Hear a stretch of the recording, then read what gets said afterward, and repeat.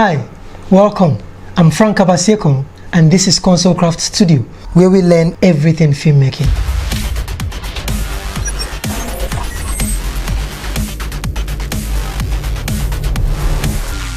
Welcome to today's episode. Today we'll be looking at 8 ways and angles to take a shot in film. Angle number 1 is the high angle. So the camera first of all has to be placed higher than the subject and then looking down on the subject. So your camera must be tilted down on a higher position. So once that is done, what happens is first the subject looks smaller, the subject looks weaker, the subject looks inferior. So it diminishes the looks and the personality of the character. Also, high angle positions are used to cover larger crowd because you can, at that higher position, you see more people. It can cover more crowd than on a straight or on a different angle. And then angle number 2 is the eye level angle. Eye level angle is basically just keeping the camera at the same level with the subject, just like what is going on right now. The camera is kept at the same level with me, and then it just seems like you're sitting right opposite me, and then we are just having an eye-to-eye conversation. So it's not something like I am looking up onto somebody or I'm looking down onto someone. It's a direct eye-to-eye level. So if the person is sitting, the camera will be on the sitting position. If the person is standing, the camera too will take that standing position, but the same level with the subject. That's an eye level angle. After all, the man was only giving you options. You know, you could just write a letter to one of these churches and tell them that you are the best when it comes to the role of Angel Gabriel. Angle number 3 is the low angle. Low angle is actually direct opposite of everything in the high angle.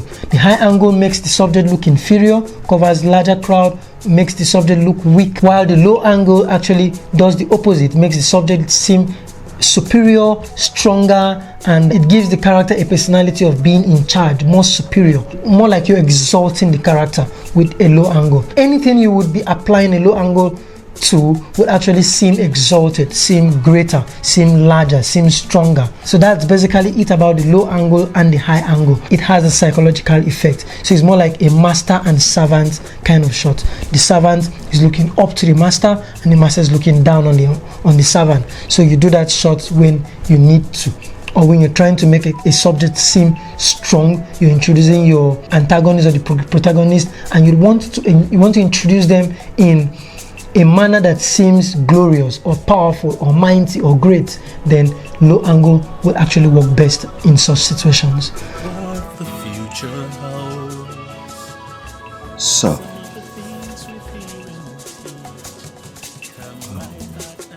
since you are perfect and always around, when did your wife do same to you? Camera angle number 4 is the profile angle. Profile is when the camera is not directly face to face like the camera right now is with me, that seems to be seated right in front of me looking directly at me. The camera will be moved just either to the right or to the left, but it has the liberty of being placed between this point. It can be placed any way down to the side, right here down to here, right here down to here. You have the liberty to place your camera within that areas and have a profile shot. What happens with a profile shot is one side of the object or the subject will not be visible. Maybe one part of the ear would be off. You won't see one of the ears. You will see one, but the other one is not visible in your shot. For example, I do something like this. The camera automatically has taken a profile angle because one part of my ear is not seen anymore. We're only seeing one side, and one side is really not in shot. So this becomes a profile as much as it can be. All this area can all handle the profile until it stays directly in front of me. Then it is not a profile shot. What does your husband work for? What does he do?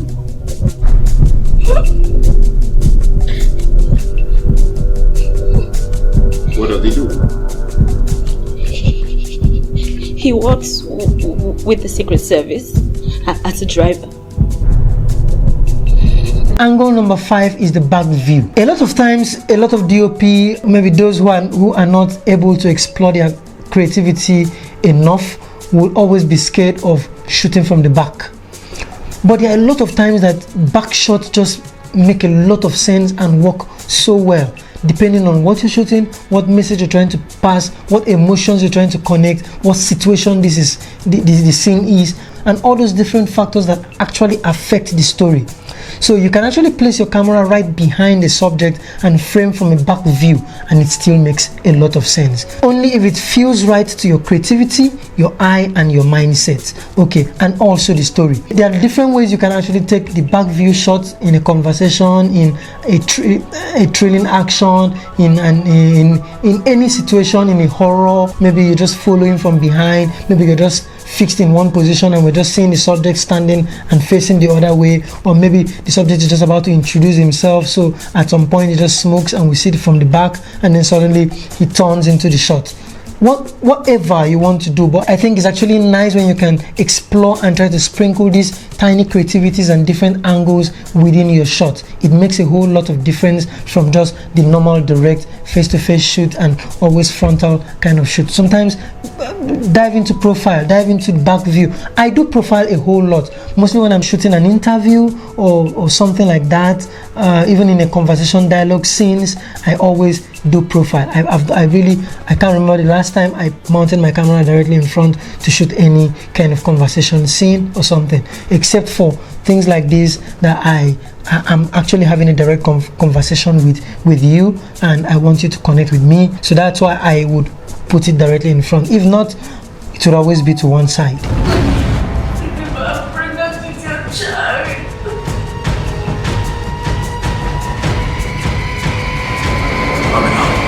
I said, release this gun! Angle number 6 is the overhead angle. The overhead shot or the overhead angle is actually placing the camera directly over the head of a subject. So let's take, for example, I had a book in my hands and I'm actually reading through the books, and you want to see what is on the book. You could just take a clean shot on the book, but by the time you frame the shot to occupy my head and then we see the book and my head, then that's an overhead shot.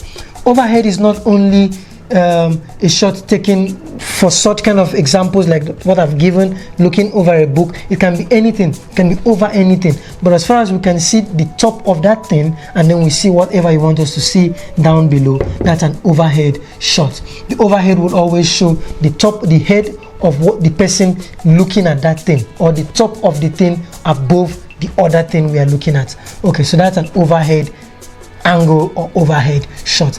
There is a reverse to that which comes to the next angle we're actually going to be talking about, which is the angle number 7, and that is the under shot or the under angle. Under angle is just like the low angle. It's taking the same position like the low angle. The camera is tilted down from a low angle looking up, but the difference between the low angle and the undershot is when the camera is actually under something. So let's take, for example, a direct reverse of what I took for the overhead shot before, which was the camera shooting from up over my head and seeing the book and seeing a particular book I am going through. Now the undershot will shoot from under. We see the back of the book and then we see the subject's face. So you could play with rack focus in that situation. At some point, maybe blur the book or and clarify the subject, or possibly blur the subject and bring the book into focus. And the last but not the least is the Dutch tilt. Dutch tilt is actually very special and very unique. I love it so much because it has some kind of ray feature within it. It's still taken from the low angle position, just like the under or the low angle. Camera takes a position below the subject and is tilted to look up on the subject. So the same position like the under, the same position like the low angle, but the difference here is that the camera, for example, my phone now, I keep it this way, but for a low angle I'm going to tilt it down to face up on the subject. But for a Dutch tilt here, your camera will be tilted either one way or this other way. The camera is below, tilted up, and then it bends to either the right or bends to the left. Okay, so that's a Dutch tilt. It feels like the subject is actually falling into the shot. It's beautiful when well planned. The subject you're actually taking has to look down on that shot. That's where Dutch tilt really makes a whole difference. A lot of people just take the shot anyhow and then apply it, and it really doesn't work for them. But where it works, where the beauty of Dutch tilt comes out, is when the character is actually looking down on that shot. When the character is looking down on that shot, it feels like the character is about falling into the shot. Maybe you've seen it in films like Two Guns, or other films as well. I really just can't remember their titles right now, but there are a couple of films that you have seen that has the camera being placed inside the trunk of a car facing the subject, and then they open the trunk and they're looking down on the camera, and the camera takes a Dutch tilt from the trunk of the car. It looks super lovely.